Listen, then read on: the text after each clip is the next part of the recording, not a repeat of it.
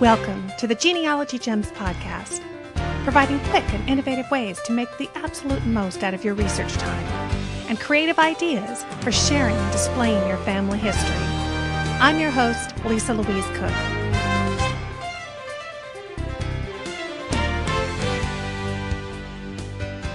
Hello and welcome to Genealogy Gems podcast episode number 130. Well, this month I've been on the road quite a bit to Houston, Texas, and then out to Cleveland, Ohio, speaking at genealogy conferences and getting a chance to meet many of you in person, which I always enjoy doing. But of course, me being on the road isn't going to slow us down on the podcast. In today's episode, I've got interviews for you from movers and shakers in the genealogy world. First up will be Kenyatta Berry. She's the president of the Association of Professional Genealogists, better known as APG. She's going to be talking about what's coming up this year for APG and how any genealogist could benefit from membership in the association.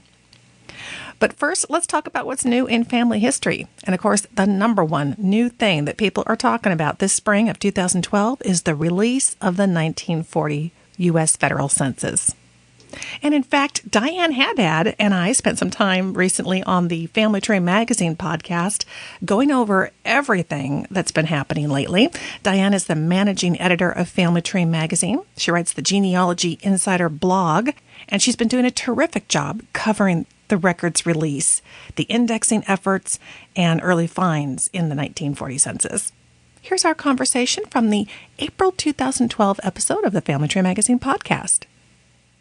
Hi, Diane. Hi, Lisa. Well, Diane, it seems like we've been waiting forever for the release of the 1940 census.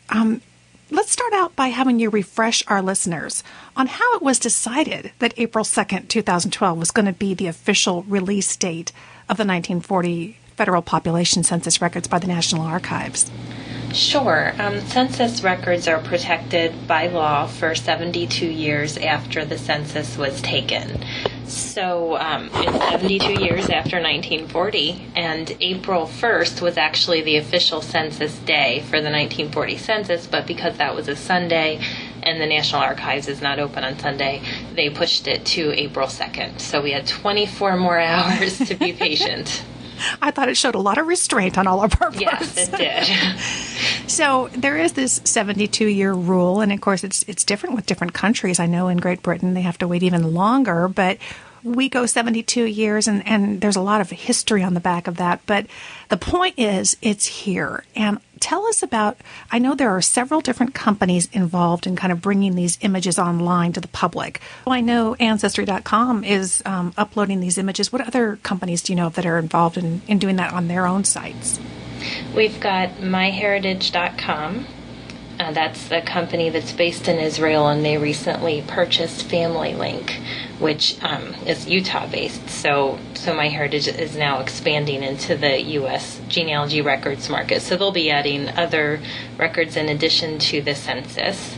And also Bright Solid's website, findmypast.com, will be adding census records. I haven't found any records on the site right now, though. Okay. And that was part of their kind of entrance into the U.S. market in terms of genealogical records. So at least there's lots of different options there. Yes. So where would you suggest that people go first to try to access the digitized pages? Do you think we should start with the National Archives website? Well, I guess it depends what websites have uploaded the records for the state that you need. The National Archives website, as people probably realize, has been working really slowly. On launch day, it didn't work at all for most people. Right. So, and it's still functioning slowly for a lot of people. I actually was able to find some people really, really early in the morning. So if the records that you need are not on another site, then you'll want to use the National Archives website. And that's a good point, that they're not going to be all instantly on at the same time. They're literally loading state by state, aren't they? Right. And Ancestry.com actually does have quite a few states right now. They're almost done with California. They've got Delaware, Washington, D.C., American territories, Indiana, pretty populous state there, Ohio, Maine, Nevada. I see Texas, Virginia. So Pennsylvania, they have a lot of states right now. Family Search has Colorado, Delaware, Kansas, Oregon, and Virginia. And then MyHeritage, they have California too, Illinois, Massachusetts, Maine, Michigan, New Jersey, New York, Nevada, Pennsylvania, Rhode Island, Texas, and Virginia. And I'm posting these and updating the information on our blog. And most of the companies seem to be updating people on their Facebook pages. Terrific. And of course, by the time folks are listening to this, there'll be even more out there. We don't know when it'll be finished, but we do know that they're all working very diligently. It seems to be happening quickly. Yeah, it does. Now, explain to us what an enumeration district is and why we need to know what the enumeration district is for an ancestor before we can kind of realistically look for them in the records. The enumeration district is a geographic area that one census taker would cover. So what the Census Bureau did was look at a map of an area, and then they would divide it into sections, and each enumerator would cover, this section and that section. So depending on how populous an area was, it might have a lot of enumeration districts or it might have only a few. And the reason that people need to know the enumeration district where their ancestor lived is because the census is not yet indexed by name. So you can't go type in a name and come up with some matches. You have to find the records for the area where your ancestor lived and then just start reading them and page through. Exactly. Now, of course, you're bringing up indexing, which is going to really unleash the census for everybody once it is indexed. How's that project coming along, and how long do you think it's going to take? I know they're working with volunteers, aren't they? Right. Well, Family Search is. Family Search is partnering with archives.com and Bright Solid, and they have the 1940 Census Community Project, which is recruiting volunteers to do the indexing, to create a free index to all the census records across the United States. So because it's volunteer-based, you don't really know how fast that's going to happen. They're aiming to do it all in 2012, which would just be wonderful. Yeah. And I know I've seen on Facebook people are already starting to index those records.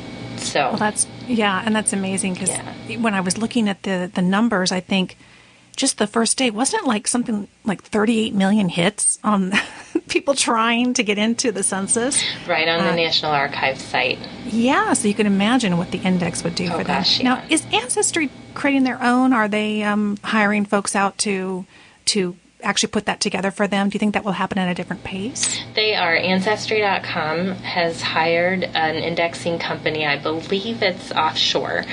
And it's a company that specializes in creating indexes like this. Mm-hmm. So, and then what I understand about Ancestry.com's index is that they'll release a basic name index early for every state.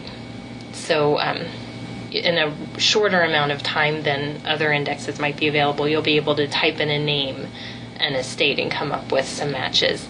And then they are going to release a more advanced index that has all the fields that were recorded in the census, so the age, the relationship to the head of household, that kind of stuff, that will be advanced as it's completed later on. I can imagine that would be a real advantage to have two different indexes out there. Right. Well, and there actually will be three because MyHeritage is creating another index. Oh, they're doing their own. Yeah, they're contracting with yet a different company to create the index. So if you don't find your ancestor in one search engine down the road, you might be able to go to another one. Definitely. And maybe somebody picked up on the name correctly. Mm-hmm. Great. Well, okay, I have to ask you, who was the first person that you went and searched for when it came online? Well, I looked for the enumeration district number for just one of my families, and those were the first people that I found early this morning. And since I did have the enumeration district, it was actually pretty easy on the National Archives website. They have a mechanism for helping you to figure out which one is the correct enumeration district. I know when I went on there, it even had it down to the street name, and I happened to know the street name of my grandmother, so I could look it up that way. Is that what you're referring to? Right. Well, actually, I had used the one-step website, enumeration district finder that Steve Morse did. I used that to determine this enumeration district for my Cleveland ancestors. But you can, as you did, if you know about where somebody lived, there is a way to narrow down your search to a state, a county, and a city, and sometimes even a street name. And then you'll come up with a certain number of enumeration districts that you can search through one by one.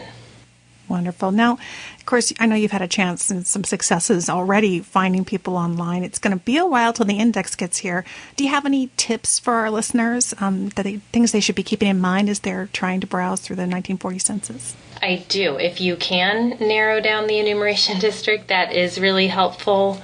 When I was looking for my rural Indiana ancestors, I didn't have the enumeration district, and I was able to find them just by looking at a map of that district because I knew where they lived, so I kind of traced it on the map and then saw where that enumeration district was. So I didn't need to find it for those people. But when I was looking for my ancestors in Cincinnati and I didn't have the enumeration district, it was very densely populated, and I could find them on the enumeration district map, but I couldn't tell from looking at the map what the right ED number was. So I still had to go use the one-step ED finder in order to determine what it was. And then I found them pretty easily. Great. And we'll have a link to that in the show notes so that people can also use Steve Morse's tool. It's a great tool. I know one of the things that I noticed very early on, and in fact heard from one of our listeners who was suggesting, as you're downloading images, when you get lucky and you find one, to put the ED number in the name of the file that you're saving. He was saying that when he downloaded a couple, he went back and looked at them and realized they had not completely downloaded. There was a glitch, I guess, in all that traffic that was going on. And he ended up with half a page, and he didn't know anymore what the ED number was. Because, of course, he thought it would be on the page. So I think that's a great tip to put the surname in the file, the naming of the file, and then having that ED number, something, even a page number, so that you know exactly where to head back if you need to go and retrieve that information. And it's always smart to cite our sources, isn't it? Yes. And if you don't know exactly what the ED number is before you search, and say you're looking through several enumeration districts, keep a list of which ones you've already looked through so you don't end up repeating that search, because it can be kind of tedious. It can. You can get a little dizzy, a little turned around after a while. Eye strain. Look away from the computer every once in a while. Exactly. Oh, well, those are good tips. It'll be exciting to hear what people are finding. I'm already seeing some people posting on Facebook, and I saw that even the National Archives website had a way for people to share their finds, don't they? Yeah. Yes, it's a lot of fun to go on and see what people are finding and to tell people what you find. Everybody gets so excited about it. You can hear the entire April episode of the Family Tree Magazine podcast, which will be published right about tax day, right about the time that this one's coming out as well. And just go to familytreemagazine.com/podcast. You can also subscribe to that free podcast as well in iTunes. And of course, you can read more about the 1940 census in my article called Genealogy Just Got More Exciting. The 1940 census is here, and that's at the Genealogy Gems News Blog. I'll have a link for that in the show notes. There you can read about the official opening at the National Archives and check out a really cool infographic put together by archives.com that guides you through the process of finding your relatives in the 1940 census before the index is finished and released. Because there isn't a searchable name index yet, you're going to need to follow a simple 3-step process to find your ancestors in the 1940 census. First thing you need to do is write down where your ancestors live. Now, you can ask your older relatives, check old city directories, voter registrations, previous censuses, and those kinds of items to come up with a pretty reliable list. Then number 2 is to go to 1940census.archives.gov. So there you're going to enter your family's location to find their enumeration district. That's really the key to finding them without a published index. Step number 3 is to use the census maps to narrow down your results. And the final step, number 4, is to enter the enumeration district number there on the website to view the images and scroll through and find your ancestors. Now, if you've been enjoying the new season of the TV series Who Do You Think You Are, which is airing on NBC here in the States, then you're really going to enjoy the deleted scenes that I have for you on the Genealogy Gems News Blog. As you can imagine, they can't fit all the film footage that they shoot in each of the episodes. And I've got scenes there that didn't quite make the final shows for Rita Wilson and Edie Falco. So just go to the website, genealogygems.com, and click blog in the menu to locate that article, or I'll have a direct link in the show notes for you so that you can go check out those deleted scenes. And one of the stars from one of my favorite television shows, Parks and Recreation, is Rob Lowe. And I have an article also at the blog called Parks and Recreation Star Discovers His Family History in Who Do You Think You Are? And there's videos there with highlights of what was coming up on Rob Lowe's episode. And the National Archives has been busy with other things, believe it or not, in addition to the 1940 census. At their YouTube channel, they have lots of videos there available for you, and they continue to really publish some terrific ones. And in the show notes, I'm going to have a video for you that I have really enjoyed recently. It's called National Archives Video Offers Peek Inside Preservation Lab. Now, as you can imagine, the folks at the National Archives, they know a thing or two about preservation, and it's fascinating to watch how the National Archives Preservation Lab creates custom-made boxes and encasements to house their archival treasures. It's a quick 3-minute video, doesn't take too long to watch, and it's part of their ongoing series called Inside the Vaults. Boy, you watch them put these boxes together that are just specially made for these items, and you realize, oh, I need to go back and look at my own heirlooms and make sure that I'm preserving those correctly and getting them into the right kinds of boxes and materials so that they stay safe and don't rattle around. Boy, it's pretty impressive. Also part of that series is another new video that the National Archives released. It's called Titanic at the National Archives, 100 Years.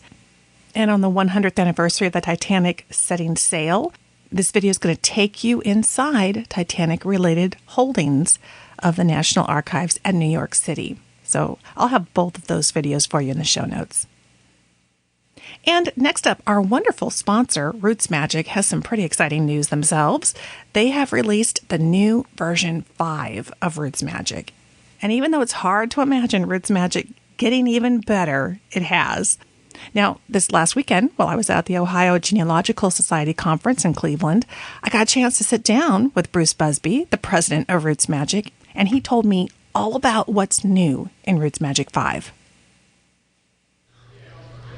Well, we're here at the OGS conference in Cleveland, Ohio this year, and I'm pulled aside Bruce Busby to talk with us a little bit about, you have been so busy, all the new things at RootsMagic. Welcome to the show. Well, thanks for having me. Well, you have been such an amazing sponsor of the show, and I know that all the listeners are rabid fans, and we're really excited to hear when RootsMagic 5 came out. Tell us all about it. What's new? Why should they do the upgrade? Well, with the RootsMagic 5, there were several major new features, and then a lot of smaller ones. And it's interesting because some of the smaller ones are actually some of the more popular features that we added. The major things we added was a timeline view. That's one of the new major navigation views, and that's one where you can see all of the events in the person's life, as well as events from other family members, their siblings, their parents, their children, their spouses, and basically you get to see their life in context instead of just going into their edit screen and seeing just the events in their own life. You can see, when their siblings were born, what age they were when their spouse was born, or when they when their parents passed away, things like that. So you get to see it all in context. We also added a county check feature, and that's right now it's limited to the U.S., Canada, UK, and Australia, because those are the only countries we have the data for. And what that will do is, as you're entering an event, RootsMagic will check to see if the county or the state or the country that you entered actually existed on that date. And so if the county didn't exist, RootsMagic will give you a warning and say, the county didn't exist on that date. Maybe you meant this county.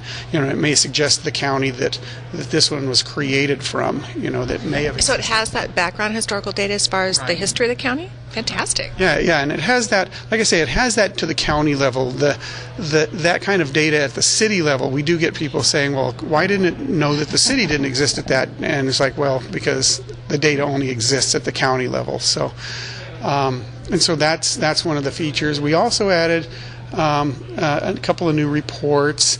We've added some new ease of use stuff for sources. We've simplified the way sources work.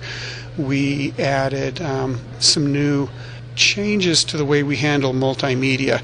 That's one of the ones that we actually thought was kind of a minor change, but that's probably been one of the most popular new features in RootsMagic 5. In the past, when you had a family picture that you would needed to add to multiple people, to dad, mom, and the kids, you had to go into each one of their media albums and select the image, go reselect the image and then add it to each album one at a time. Well, in RootsMagic 5, we kind of changed the way we think about media. So I can go add a media item, a family picture, for example, to the father, and then right there from his media album, I can tag the other people. I can tag his wife and the kids that were in that picture right from there. And so I don't have to try to remember, did I go into that one child's media album and add the picture? I can see everything that's tagged right there. Now, what's really nice is the media is not limited to being tagged to tagging just people. You can tag people, you can tag families, you can tag sources or citations or places. You can tag any of those types of things. So let's say you have a census image. You can go in and add that census image to the media album for the source, for the actual source for that census or the citation, either one. And then right from there, you can tag the people or the families that are listed in that census record, and you can tag the place that's mentioned in that census record. Maybe that census record is a particular township. Well, you can then tag that image with that town right from the place list. So the idea would be then when you pull up a particular tag, you're going to get all media items that are related to that tag. Right. For, let's say, you could look up Des Moines, and so everything that came up with Des Moines, whether it was a census or a postcard or a photograph, that's really cool. Yeah, I mean, in the past, if you had Des Moines, for example, you might go into the Des Moines the media album for that place and put a picture of a map or something, something simple. But that's about the limit that you would go. Whereas doing it this way, if you tag Des Moines in every image that you've added, these people lived in Des Moines, this record is from Des Moines, then when you go into Des Moines, you will see all of those images, because by tagging them, they will then show up in that media album. I think, it's interesting. You mentioned that sometimes it's the small things that are the big hits, but it's those time savers. When you do something like, I guess I could tag all these from one spot, you just saved us so much more time. There's more time to research. Right, yeah.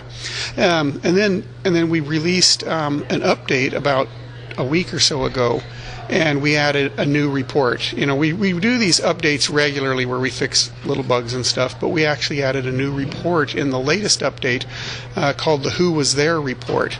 And at the simplest level, you just put a place and a date, and RootsMagic will give you a list of everybody in your database that may have been in that place on that date. Okay, and there's a bunch of options that are available, for filtering beyond that. But at a basic level, we kind of released it at this time because it's actually handy for the 1940 census, which was just released. So you can go in and you can say USA and 1940, and you'll get a list of everybody who was most likely in the USA in 1940. But you can take that to the state level, so you could put Iowa and get everybody who was in Iowa in 1940, or you could go down to the county level and put Story County, Iowa, and get everybody who was in Story County, Iowa, or you can even go down to the city level and pick a particular city, and you'll get everybody who may have been in that city on that date. So it's kind of like giving you a checklist so you could, print that out or pull it up on your screen and know while you're on those records, oh, yeah, I need to quickly scan this and make sure I haven't missed somebody while I'm here. Right, and you can do other kinds of filtering. So, for example, the place can be a city or a county or a state or a country. You can go to whatever level you want. The date can either be just a simple date like 1940, or it can be a date range.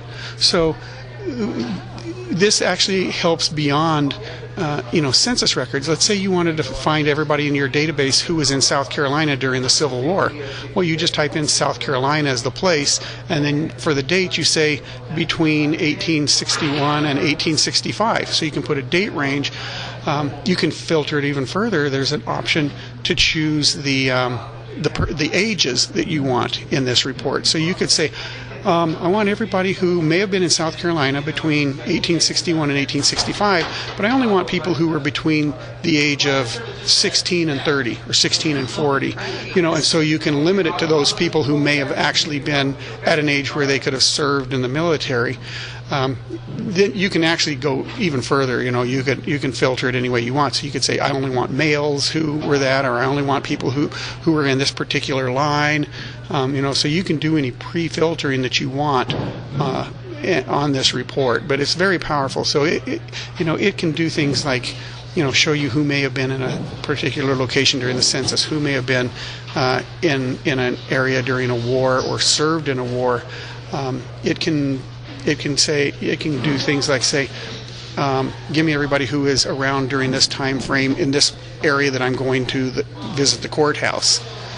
So in terms of helping you research, it's very good at giving you the list of those people. And then when it gives you the information it gives you is their name, and it's going to give you their birth and death date. It's going to give you the age that they were on that date you selected, and then it's going to give you a list of the places that match the place you entered in their life. So they may have, you may have a person that only has one place. If you put a particular city in, they may have only had one event in that city, and it's going to tell you what that event was.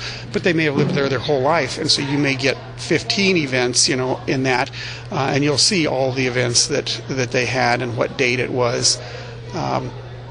But it'll give you all that information. Then optionally, you can have it show you any alternate names they may have gone by, and you can also have it for women. You can have it show their most likely married name on that date. So so if they were married 4 times, it's not going to throw out 4 different married names. It's going to take the married name that was just before the date you selected. So in other words, the most likely name they would have been known as on that date. So if you're looking in the census and you want to find a woman under her married name, it's going to say, well, most likely this would be the name that she would have been under, if it's different from her maiden name. That's terrific. Gosh, I mean, what a help. There's nothing worse than going into an archive and you finally get a rare chance to get a hold of some records, and you walk home and you get home and you think, oh, I totally missed this one family or this person. I should have been looking that up while I was there. Tell us a little bit more about the timeline, because I love the context of seeing things in a time frame. How do you suggest people use that and make the most of it? Well, the timeline's nice because, like I say, it not only shows their events, but it shows the events in their immediate family, parents, siblings, spouses, and children. And there's options where you can turn those various items on or off. So if you just want to see their events in context with their siblings' events, you can say, just show me the siblings, and turn off the parents and that type of thing. That timeline is going to show you all of those events. It's going to show you the date. It's going to show you whether you have any notes or sources for each of those events. It's going to show you the person. If it's like the birth of a sibling, it's going to show you their name, and then it's going to show you the place. And you have options, like when it's in the column where it shows you the place, you have the option to either show it normally, city, county, state, country, or you can tell it to reverse places. And that's really handy when you're doing research, because when it reverses the places, it groups it kind of groups them geographically. So as you go down that person's timeline, you may see Iowa, Iowa, Iowa, Iowa as you go down the list, and then all of a sudden Texas, Iowa, Iowa. And when you see that, it's going to kind of jump out at you that everything they did was in Iowa. Why is this one thing in Texas? And it may have really been in Texas, but it's one of those things that can kind of trigger, I ought to go take a look at this. So that's an advantage. One of the nice things about being able to reverse the places in that column is because it lets you just quickly scan down that place column in their timeline. I mean, that Texas may be, a sibling was born in some other state, and you may say, well, all the rest of their family was born in Iowa. Why did this one thing happen in Texas?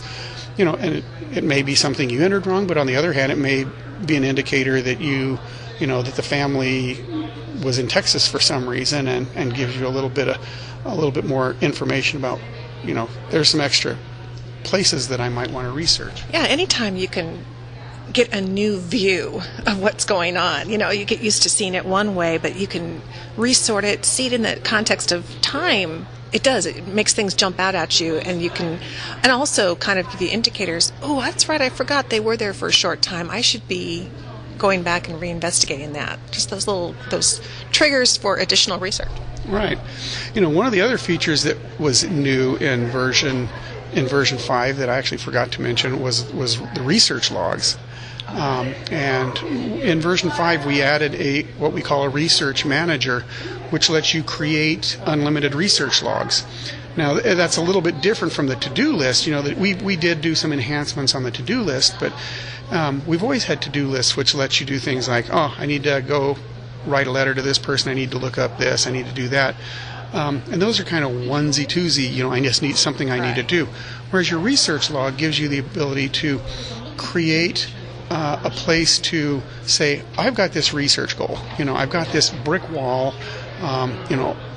Either it's a person, it can be a person. I can't seem to find anything about this person, or it can be just a single event for a person. If I know all kinds of stuff about this person, but I can't seem to prove when and where he was born. I've got this one brick wall thing. So you can create a research log and say, this is my goal, this is my research goal, I need to find this, and then it gives you the ability to track every place you've looked for information on that. So you can keep track of sources that you've looked at and found information. You can keep track of sources that you've looked at and didn't find any information, and that's just as important to keep, because it keeps you from looking in that source again next year and the year after and the year after. You've been watching me do my research. And then you can also put in sources that you want to look in. Maybe there's some sources that are in a particular place that you're not going to be getting to for another 6 months or a year. Well, you can go in and put those in there, and you can say, this is a source I want to look at, and here's where it's at, and leave the date and the results blank. And then when it comes time, you're getting ready to go, you can say, okay, I want to print out this research log, and it will have everything you've looked at successfully or unsuccessfully, and it will also contain those things you still want to look at, and so you can use that as a worksheet when you go. So when you actually do look in that record, then you can write in the date and what the results were from that search. But it gives you a good basically outline of everything that you've done to try to find information to solve that research goal. Well, I'm thinking in particular, I just did the book on newspaper research, and so often those are going to end up, we may figure out where they are online, but they're off in some repository. That may not happen this month. But it's fantastic to at least track, hey, I did identify this, I know that's something I want to hit, and it's there 6 months later when you're finally ready to go and do it. That's a huge help. Wow, and you just almost didn't mention that to us. See, that's right. Yeah, I almost forgot. See, now I hear all these features, and I'm just like, 5 it's awesome. I mean, it's amazing how much you packed into it. And here I see you at all these various conferences, and you've been busy with the webinar series. So I have to ask you the question that everybody asks me is, when do you sleep?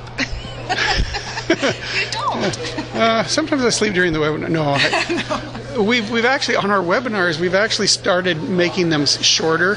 It's interesting because we had a lot of people say, I wish some of these webinars were shorter, just talk about a single item. And so so we did that. We started doing that and doing like individual single topic webinars that only last like 30 or 40 minutes.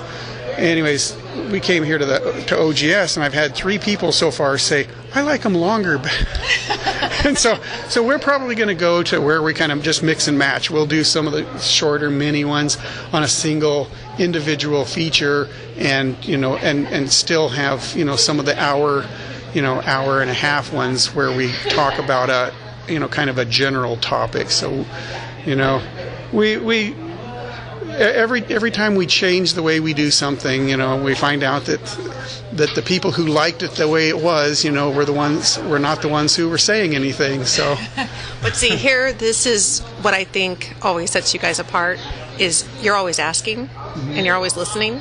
And you end up kind of having a little something for everybody, because we're all very different genealogy animals, and you have a very good way of kind of accommodating all of us. Right. Yeah. And that's the balancing act. So, but yeah.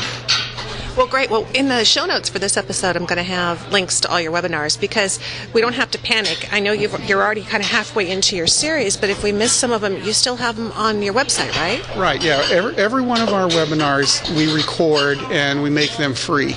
So they're completely, you just go to rootsmagic.com/webinars, and you'll see any of the ones that are on the schedule. And we do about one a week is what we're doing right now.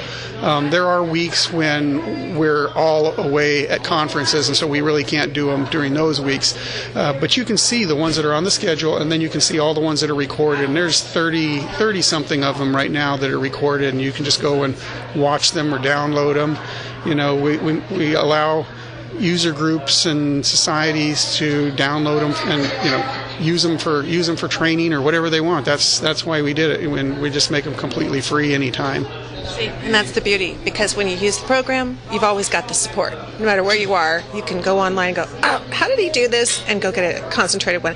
Well, I can see that they're bringing in coffee. Everybody's coming in out of class.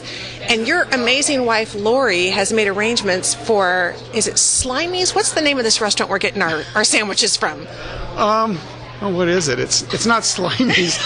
we kept calling it that. It's Sliman's. Sliman's. And I think I've got roast beef, but I heard you're getting pastrami, and I hear that they're almost too big to put our mouths around. We're going to have to go check it out. The pictures, that's what the pictures look like. So this is I know that's one of the fun things about coming to these conferences in other cities, is being able to go and to the local kind of restaurants and eating places, and just experimenting with food. Well, and you guys, you track all these TV shows, and I just follow Bruce around like a puppy dog. Where are we eating next? Where are we? Yeah, it's become all about the food, but it's all about genealogy too. Thank you so much for taking time out to talk with us. Well, thank you for having me. It was so great to have a chance to sit down with Bruce and hear all about the upgrades. And he mentioned also that free webinar series that they've been doing. And all of those have been recorded, and they're on the RootsMagic website. So even if you didn't get to some of these live, they're there and available at rootsmagic.com/webinars. They did installing and upgrading RootsMagic 5. You're also going to find new media tagging in 5, new source and citation features, new research logs and manager in RootsMagic 5. They have another webinar recording the new timeline view that Bruce talked about. Terrific. Installing and upgrading Personal Historian 2, which is the new version. And on April 19th, they're going to have a webinar, New County Check in RootsMagic 5. And on April 26th, new reports and options in RootsMagic 5. So you could sit in on those live, or again, after the event, go into rootsmagic.com/webinars and watch the recording. And don't forget about all those other free recorded webinars while you're over at the website. They have classes for everybody, from beginners like getting started with RootsMagic to classes for more advanced users like creating custom reports. And they have classes which everyone should watch, like the sources, citations, and documentation with RootsMagic. And they even have classes on using, of course, their other software programs, Personal Historian and Family Atlas. And I've done a couple of webinars for them as well. So you will find those as well. I think we did Google Earth and a couple of other ones. So go check it out. There is just a wealth of information there. And rather than sitting and struggling with some new feature that you're not quite sure how to get going with, jump over to the website, watch the video, and you will be up and running. And you'll have the man himself, Bruce Busby, showing you how to get it done. And finally, I have a couple of thank yous for some shout outs that have been online lately. Jenna over at the Desperately Seeking Surnames blog put up a post called Genealogy Gems Premium Podcasts and the iPad. Now, I know many of you are premium listeners, and she's got some great tips there on how to take advantage of those PDF show notes that I have for you with the premium episodes. Be sure and check that out. Also, Carolyn Barkley, she has the Genealogy and Family History blog, and she wrote a post called A Blog About Genealogy Books and Their Authors. And yep, she mentioned yours truly in that one. So thank you so much, Carolyn. And How to Recover from a Genealogy Slump. This is at Elise's Genealogy blog. It's a terrific post just in general when you kind of get in one of those slumps. But wow, it really touched me that Elise said, hey, I'm one of her little motivators to help her get out of that slump. So if you've been kind of dragging along and not sure where to get started next in your family history research, check this one out. This one's really motivating, and that's again over at Elise's Genealogy blog. I'll have a link for you to that as well.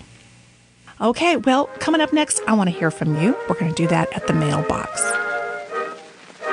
Bring me a letter from my old hometown, one with some jokes from my old pal Jim Brown. Bring me a letter from that girl of mine, saying that she's longing for me all the time. Bring me a letter from my proud old dad, who knows that we are winning, and I bet he's glad. But more than any other, a line from my old mother.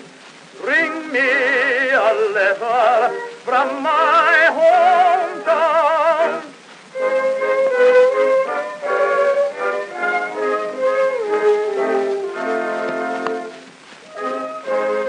First up, I have an email here from Jean, and she says, I just listened to episode 128, and I'd also read your blog and Facebook page, and I can't let it go without saying, thank you so much for letting me be a gem. I loved how you played the Cooke's reel-to-reel version and then the iTunes version of Thine Alone.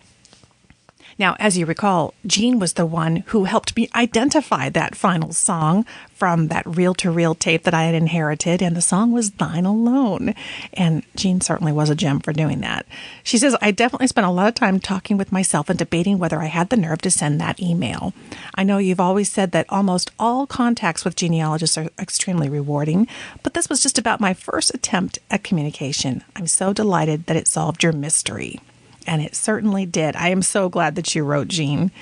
And she says, I did listen to your Roots Tech presentation, Genealogy Blogs and Podcast 101, and really shared your excitement at realizing you had an ancestor's voice on that tape.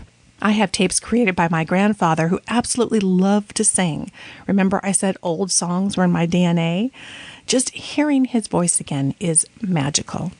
These little discoveries had me pondering and made me realize that they are a microcosm of what genealogists do. Dig into the mysteries of the past, try to find clues, and then help us and our loved ones get a better sense of where we've come from, who we are, but also who we can be. You have a marvelous gift for making us all feel special, and you've certainly helped me get even more motivated to explore my family history. Thanks again. Well, thank you, Jean. Hey, that is what it's all about. Thank you so much for writing. Next up, I have a question that was left on the Genealogy Gems voicemail line. Hi, Lisa. Question for you or your listeners. What do you do with big or numerous files? How do you annotate them in your tree for future reference when you pass the tree on or share it with others? I'm talking about PDFs of big books or articles or a large collection of photos where hundreds of megabytes may be involved. They're too cumbersome to keep inside programs, but they should still be referenced, to be able to find that file later on. Thank you for your help, and I will talk to you later. Thanks. Bye.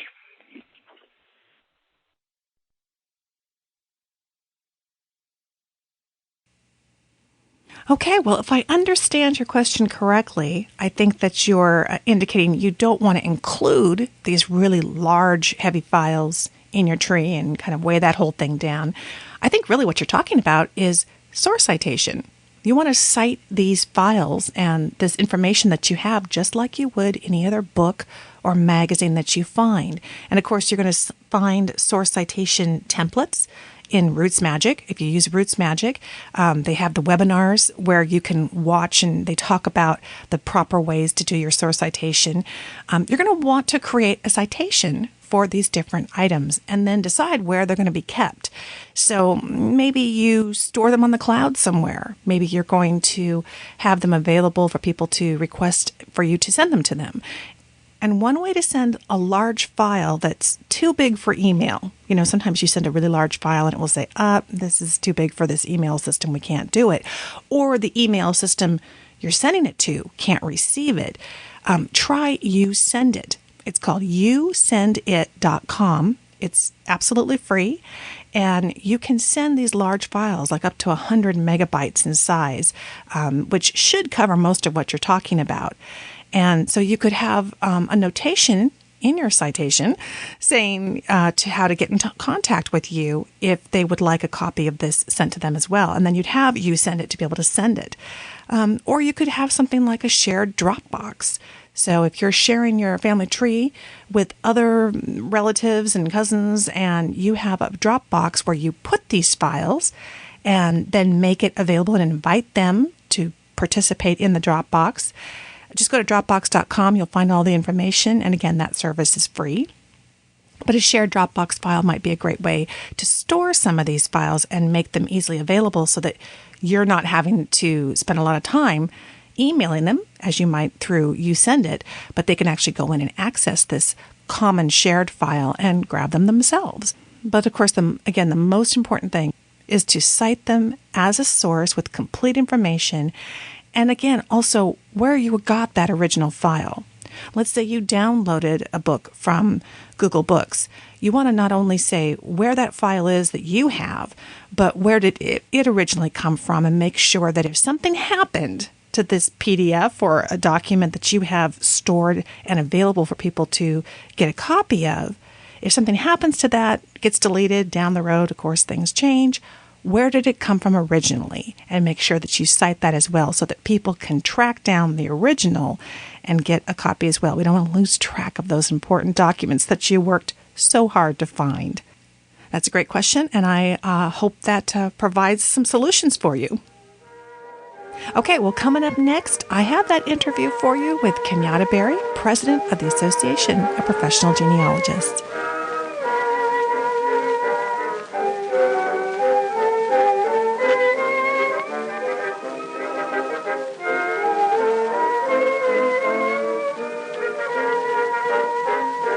Bring me a letter from my proud old dad, who knows that we are winning, and I'll bet he's glad.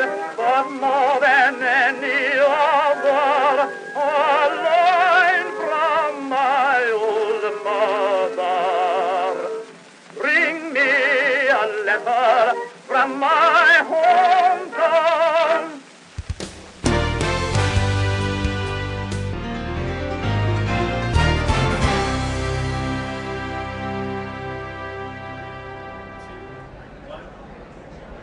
We are here at Roots Tech 2012. There are a lot of technologists here, but there are a lot of genealogists. And I had pulled somebody aside who's going to tell us a lot more about professional genealogists, and that's Kenyatta Berry. She's the president of APG, which is the Association of Professional Genealogists. Welcome to the show, Kenyatta. Thank you for having me. Happy to be here. You know, a lot of people who are interested in genealogy, we've been doing this for a long time, think, maybe I could become a professional or get certified. So here's the first question. do you already have to be a professional genealogist or certified to participate in APG? So no, APG does not, we're not an accrediting organization. Okay. So to participate in APG, it's a member organization. So we invite everyone to join and learn from our members. So transitional genealogists or people that are just starting out, we really encourage that. So we're definitely open to everyone. So that would be a place maybe to connect up as you're even thinking about the possibility of becoming a professional. Yeah, so you can connect with people who've been where you are and learn from them and get mentorship and professional development and programs around business planning, tax planning, different things like that.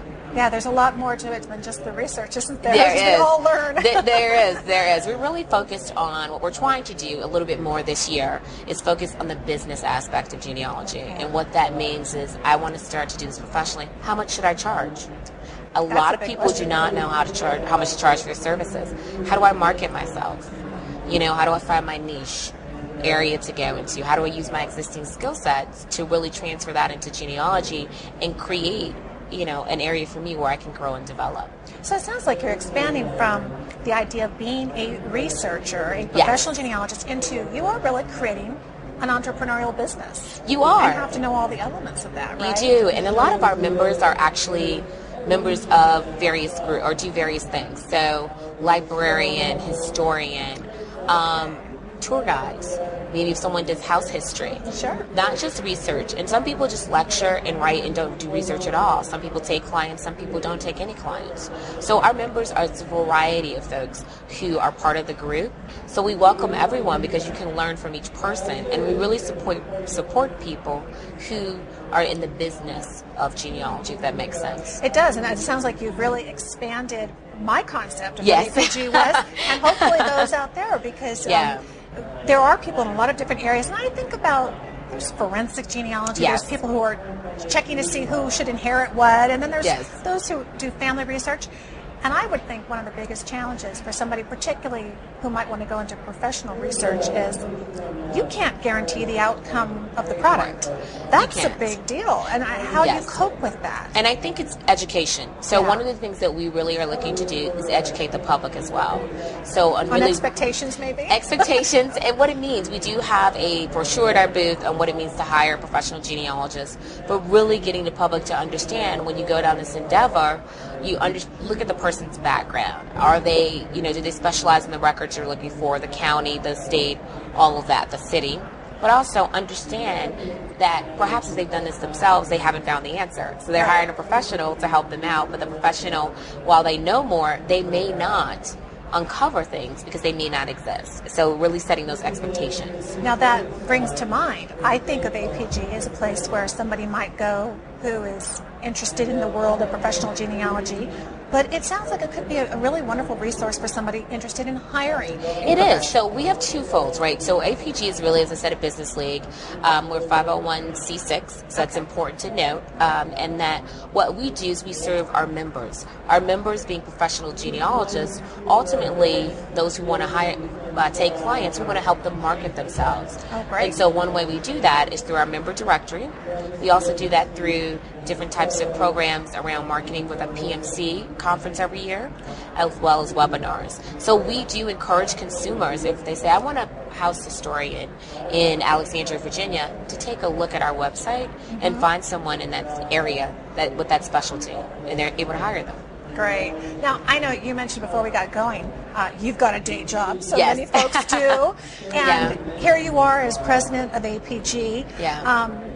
How long do you do that for? I can't even begin to ask you how you fit it into your schedule, but what are you hoping to accomplish during your tenure as president? Well, I'm looking to accomplish a lot, and no small task. I mean, I am a business person. I'm a lawyer by training, but a business person, and I came into this position with a business perspective. I was vice president for 2 years.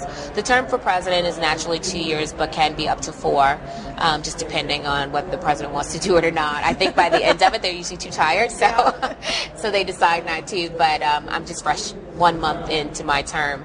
And my vision is that for the organization is to work together as a team. We had a really long day strategic planning session where we brought in an outside facilitator to help us kind of understand what are our kind of key strategic objectives for the organization moving forward.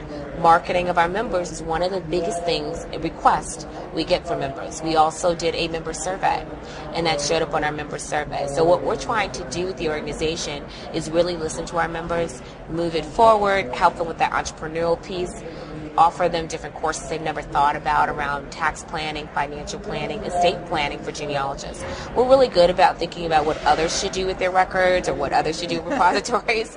But my records, my mother would have no idea what to do with them. And I think a lot of genealogists don't think about that. So we're looking to expand our professional education, and a lot of that is built on the strength of volunteers. So I'm a volunteer. All of our EC are volunteers. We have one part-time paid person as our executive director, Kathy Hinckley. And so it's important in doing this that everyone is on the same page and everyone's committed to the cause. So I'm really focused on getting everyone in line and excited about working together. So I know, because you can oftentimes see in organizations, it's easy after a time to get very inwardly focused. Yes. And particularly because you are working with volunteers and that type of thing. And it's wonderful to hear how you are out there looking for that feedback and really keeping your eye on the target, which is the member and the users. That's got to be a challenge, because it is. You see a lot of organizations struggle with that, and it becomes, how do we just keep doing what we're doing?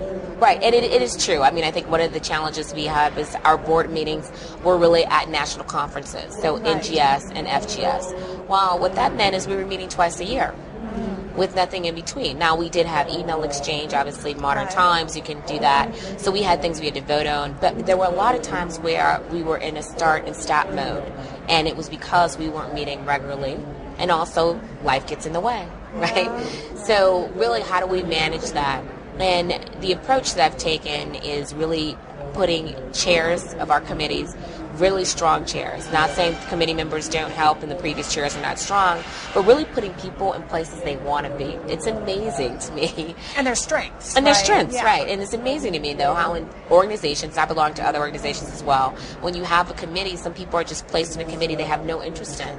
And then they do nothing, or they're upset about it, and they're like, well, why aren't we doing anything? Well, you want people that are excited about it. You want and it doesn't develop them. That's the issue. It doesn't, You have kind of a negative experience, and the idea of it takes a while to develop somebody who wants to get to a place of being the president. It does. So you're right, it doesn't develop them. And I've just seen the energy coming from strategic planning, starting out with our meeting at the beginning of the year, and really having deadlines and accountability is really a huge thing for us. So having all of that has really helped us kind of move forward, and we're hoping to have some exciting things come out to the membership in the next couple of weeks as well.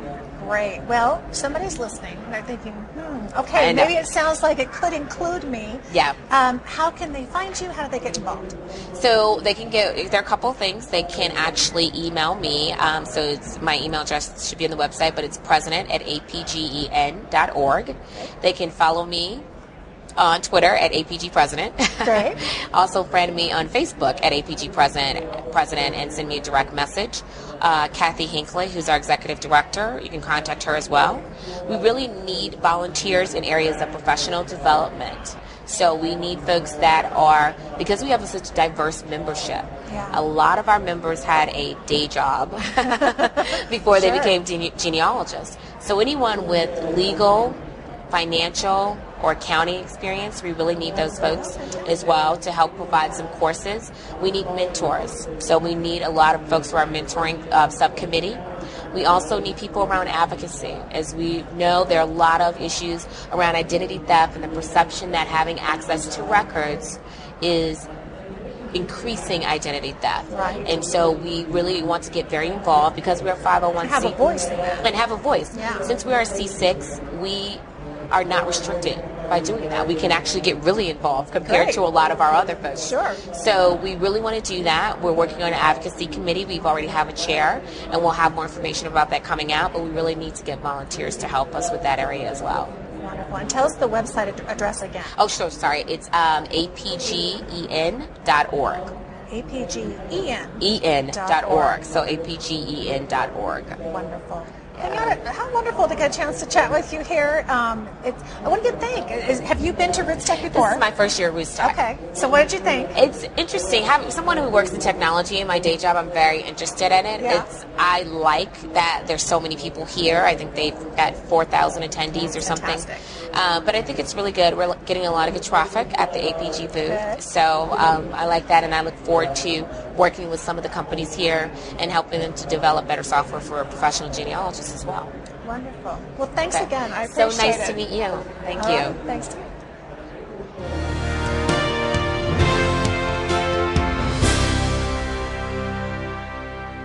Thanks so much for tuning in to Genealogy Gems podcast episode number 130. And my special thanks to Kenyatta Berry of the Association of Professional Genealogists and to Bruce Busby, owner and president of RootsMagic.com. If you enjoyed the episode, I hope that you will head over to Facebook and like our Facebook page. I'll have a link for you in the show notes. Just go to Facebook and type in Genealogy Gems, and it'll pop up. Join the family. We're going to have all kinds of info there.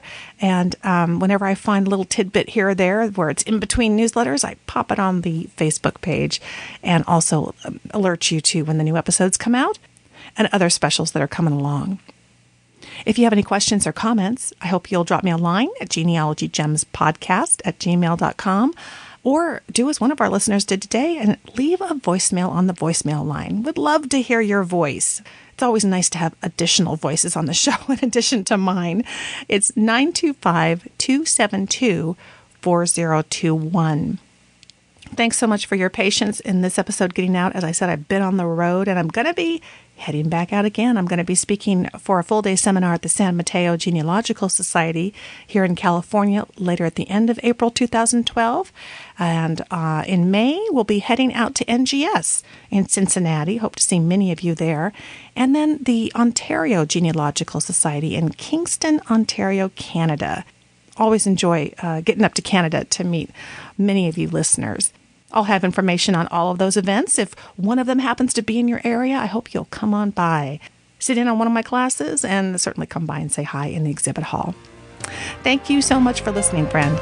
I'll talk to you soon.